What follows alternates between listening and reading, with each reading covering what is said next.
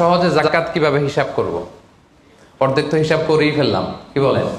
এই যে লিস্ট করে করে স্বর্ণ, ক্যাশ, ডিপোজিট, সঞ্চয়পত্র, আমার শেয়ার বাজার, আমার ইনভেস্টমেন্ট, আমার ডিপোজিট, আমার এটা এটা এটা করতে করতে করতে করতে বিশাল, ধরেন একটা উদাহরণস্বরূপ বলি যে ধরেন 20 লাখ দাঁড়ালো আমার, 20 লাখ টাকা, স্বর্ণের দাম সহ ইত্যাদি সহ সবসময়। এবার হিসাবটা কিভাবে করব? হিসাবটা খুব সহজ। আমার জাকাতে বলে আসলে আমি সব হিসাব দিয়ে পাইলাম কয় লাখ টাকা? 20 লাখ। এবার আমার যদি ঋণ থাকে, আমি ঋণটা এখান থেকে বাদ দিব।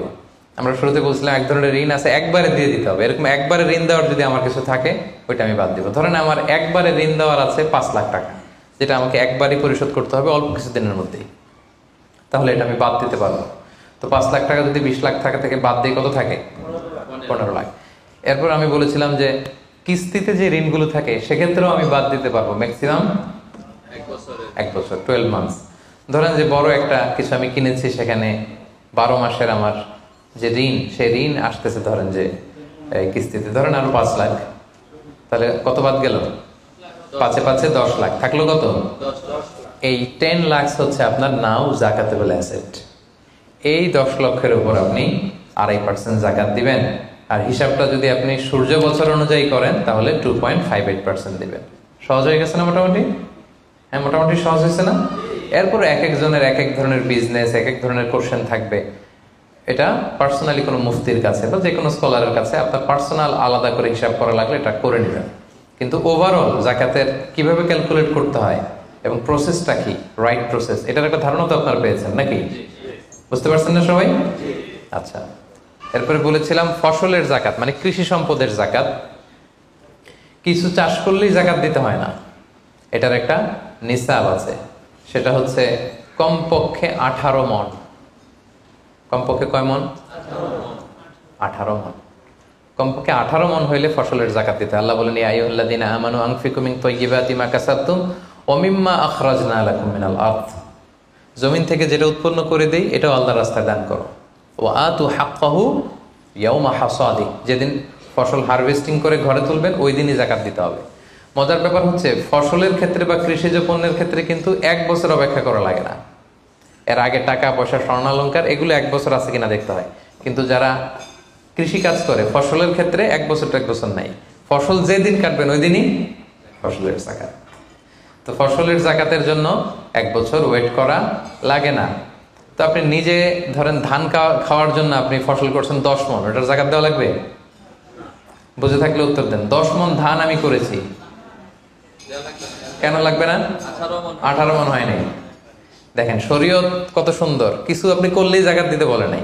এটা একটা স্ট্যান্ডার্ড আছে। লাইসা ফিমা দুনা খামসাতে আউসুকিন সাদাকা, 5 ওসাকের নিচে জাকাত হয় না। 1 ওসাকে কত এভাবে হিসাব করে বের করা হয়েছে 720 কেজি, 18 মণ। 18 মণের নিচে হইলে জাকাত দেওয়া লাগবে না। আর একটা ব্যাপার হচ্ছে যে কোনো ফসলে জাকাত হয় না যে ফসলগুলোকে গুদামজাত করা যায়। পচনশীল যদি হয় হবে না। যেমন আম রাখা যায়, কলা রাখা যায়, পেঁপে রাখা যায়, শাকসবজি রাখা যায়, রাখা যাবে হচ্ছে চাল, ডাল, গম, ভুট্টা, খেজুর, এগুলা গুদামজাত যদি করা যায়, ওগুলো যদি 18 মণ হয় তাহলে আপনি জাকাত দিবেন। তো জামের চাষ যারা করে তারা কি মোটেও দিবে না জাকাতের কোনো কিছু থাকবে না? হ্যাঁ থাকবে। তাদের হচ্ছে উরুদুত যারা ব্যবসার হিসাবে ওই যে হিসাব করবে যেদিন, ওই দিন দেখবে যে আজকে আমার বিক্রি করার মতো কয় খাঁচি আম আছে, 40 খাঁচি আছে, দাম কত, ওই অন্যান্যর সাথে যুক্ত করে নেবে। কিন্তু ফসলের দিতে হইলে কমপক্ষে 18 মণ এবং এটা গুদামজাত করা যায় এমন পণ্য হইতে হবে। কিভাবে দিব বলেন? 18 মণের বেশি করছেন, ধরেন 100 মণ হয়েছে আপনার ধানের, কিভাবে দিবেন? 2.5% দিবেন না। ফসলের জাকাতের হিসাব হচ্ছে ওশর আর নিসফে ওশর। আরবি বুঝতে যদি কষ্ট হয় সহজ করে বলি, 10% আর 5%। ফসলের জাকাত হচ্ছে ভাই 10% আর 5%। 10% আরবিতে বলে ওশর। কখন 10%? যখন এটা ইরিগেটেড ল্যান্ড হয়, আল্লাহর দেয়া বৃষ্টির পানিতে চাষ হয়ে যায়, আপনার আলাদা করে সেচ দেয়া লাগে না, আল্লাহর দেয়া বৃষ্টিতেই হয়ে যায়। এটা হচ্ছে কস্ট ফ্রি কাল্টিভেশন, আপনার খরচ টরচ নাই, আল্লাহ বৃষ্টি দিছে, ধান বুনে দিছেন, হয়ে গেছে। এটা 10% দেবেন। 100 মণ হইলে 10 মণ।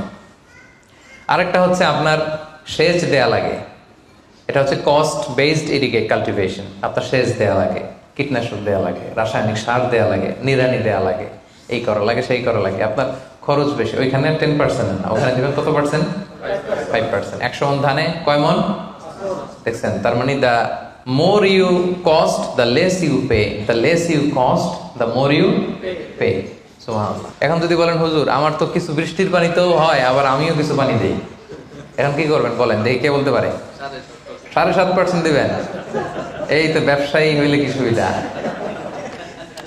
তখন আপনি মাঝামাঝি দিবেন, যেহেতু বৃষ্টির পানির ফ্যাসিলিটিও আপনি পেয়েছেন, আপনারও পানি শেষ লাগছে, দুইটা যেহেতু, তাহলে 5 আর 10 এর মাঝামাঝি কত?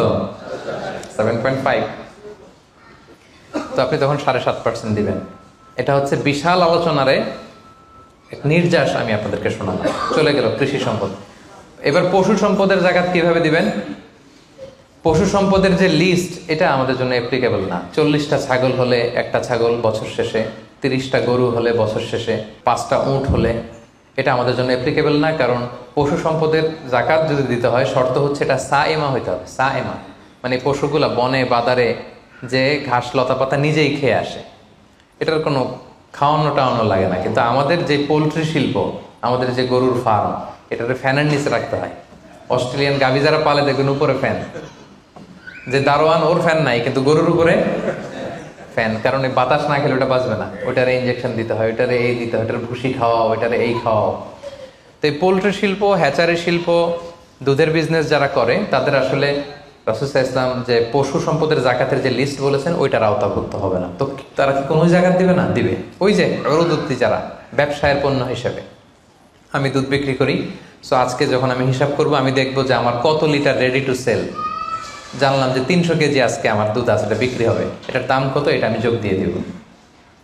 জাকাতে বলে অ্যাসেট যত আছে এগুলোর সাথে যোগ দিয়ে হিসাব করবো। বুঝতে পারছেন? সহজ হয়ে গেল না?